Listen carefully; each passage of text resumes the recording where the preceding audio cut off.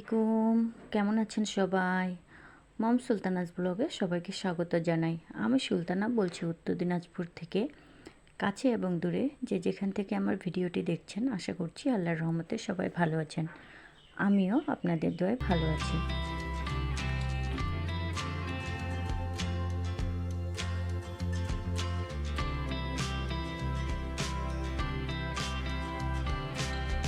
আর ছেলে মেয়ে দুজনে ভারী খুশি থাকে, কারণ নতুন জীবন শুরু করবে বলে। কিন্তু বাবা মায়ের বুক ফেটে যায়।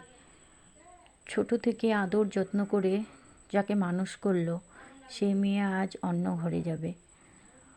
যার ছোট থেকে কোনো আবদার বাকি রাখা হয়নি, সব আবদার পূরণ করা হয়েছে। যাকে এত আদর যত্ন সহকারে মানুষ করা হয়েছে, লেখাপড়া শেখানো হয়েছে, মেয়েকে নিয়ে কত স্বপ্ন দেখা হয়েছে, আজ মুহূর্তের মধ্যে সেই মেয়ে অন্য ঘরের অন্য পরিবারের সদস্য হয়ে যাবে। এই দিনটা সবাই খুশি থাকে, বাবা মাও খুশি থাকে, কিন্তু বাবা মার ভিতর বুক ফেটে যায়, তারা প্রকাশ করতে পারে না। আমি এই বাড়ির বড় মেয়ে। 4 বছর আগে 24শে ফেব্রুয়ারি আমার বিয়ে হয়। দেখতে দেখতে 4টা বছর হয়ে গেল। 4 বছর আগে আমাকেও এইভাবেই বিদায় করা হয়েছিল। সেদিন যে বাবা কত কেঁদেছিল, বাবা মা দুজনে, বোনগুলো সবাই। এটা আমার মেজো বোন, আস্তার বিয়ে। কাল থেকে সেও অন্য ঘরের নিজের সংসার হবে, অন্য ঘরের সদস্য হয়ে যাবে। সত্যি আমাদের মেয়েদের জীবনটা কেমন! আমরা ছোট থেকে যেই ঘরে মানুষ হই, যে ঘরটাকে আপন করে তুলি, যেখানে আমাদের সব স্মৃতি থাকে, একদিন সেই ঘরটাকে, সেই বাবা মাকে ছেড়ে আমাদের অন্য ঘরে যেতে হয়। অন্য ঘরের সুখ দুঃখ সব কিছু আপন করে নিতে হয়। মেয়েদের জীবনটা সত্যিই অন্যরকম।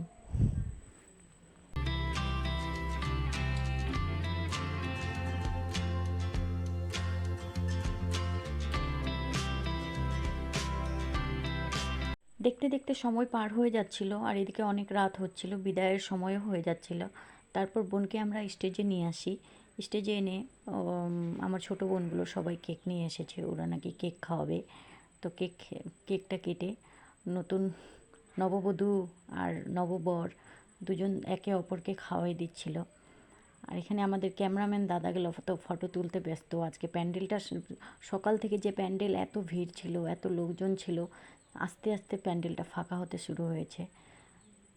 একটু পরেই সবাই নিজের নিজের বাসায় ফিরে যাবে, নিজের নিজের ঘরে ফিরে যাবে। পড়ে থাকবে আমাদের এই খালি প্যান্ডেলটা।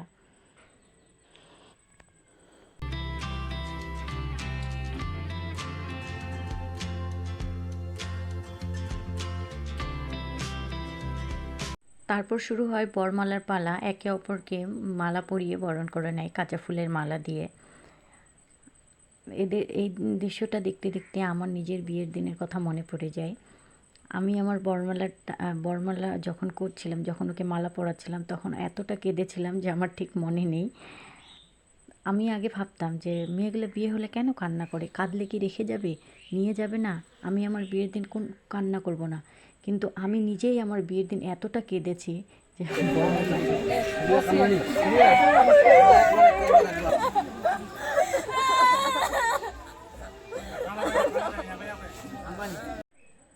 এ হলো আমার ছোট বোন, সব থেকে ছোট।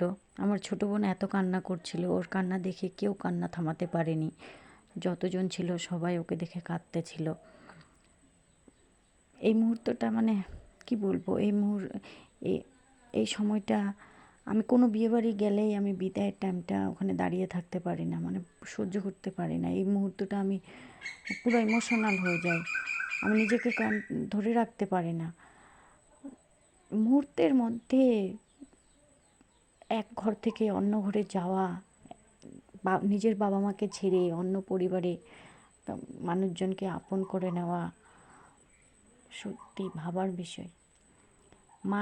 মা এলো, মা এসে দেখা করে গেল। মা আজকে প্রচণ্ড কান্না করছে আমার মা। কথায় আছে দান করা পুণ্যের কাজ, সেরকম কন্যাদান হলো বড় একটা পুণ্যের কাজ। কিন্তু আমার মনে হয় পৃথিবীতে কন্যাদান হলো সব থেকে কঠিনতম কাজ। কন্যাদান মানে নিজের জীবন দান। এই দিন বাবা নিজের কন্যা সন্তানকে অন্যজনের হাতে তুলে দেয়। সে নিজের কন্যাকে তুলে দেয় না, সে তার নিজের প্রাণটাকে তুলে দেয়। নিজের প্রাণ দিয়ে নিজের বুকে হাজার কষ্ট চিপে নিজের কন্যাকে অন্যের হাতে তুলে দিতে হয়। একজন বাবার কাছে কন্যাদান আর প্রাণদানের মধ্যে কোনো তফাৎ নেই। আজ আমি এই ভিডিওটি যখন ভয়েস ওভার করছি আর ভিডিওটা দেখছি, তো জানি না ভিতর থেকে আমি ভেঙে যাচ্ছি। আমার বারবার কান্না পাচ্ছিল, আমি নিজেকে সামলাতে পারছিলাম না। বাবা এভাবে কাঁদছে, বোন এভাবে কাঁদছে। এদিন সত্যি একটা এদিকে আমার মা কান্না করছে, একটু পরে বোনকে নিয়ে যাবে। তারপর আমার ছোট মামি আর আমার বর দুজন মিলে আমার বোনকে গাড়িতে তুলে দিয়ে আসে।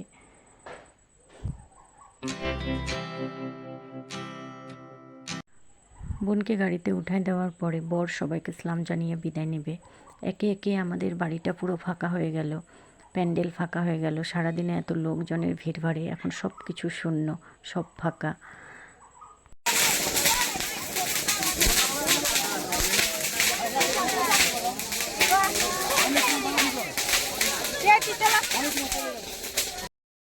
আজকের ব্লগটি যদি আপনাদের ভালো লেগে থাকে তাহলে প্লিজ আমার চ্যানেলটি সাবস্ক্রাইব করবেন, লাইক করবেন ও কমেন্ট করে জানাবেন যে কেমন লেগেছে। আর যদি এই কাজটি করে থাকেন তাহলে আপনাদের অসংখ্য ধন্যবাদ। দেখা হচ্ছে আরেকটি নতুন ব্লগে। ভালো থাকবেন, সুস্থ থাকবেন, সাবধানে থাকবেন। আসসালামু আলাইকুম।